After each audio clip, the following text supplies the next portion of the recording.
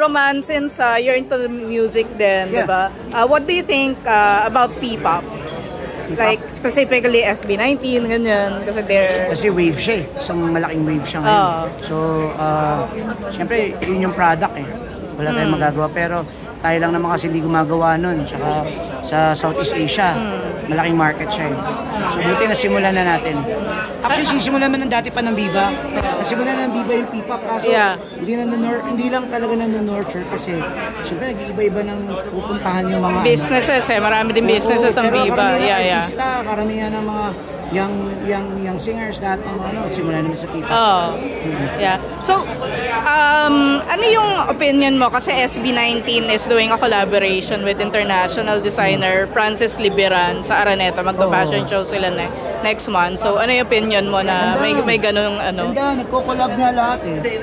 Yung pinakamaganda yung collaborate. Pure Gold nga, kinuha na sila eh, di ba? Ang Bini, nasa Coachella. Tapos yung Bini, tapos yung iba, syempre, pumunta ng... Siguro, darating ang time, may mga lalabas pang mga young artist.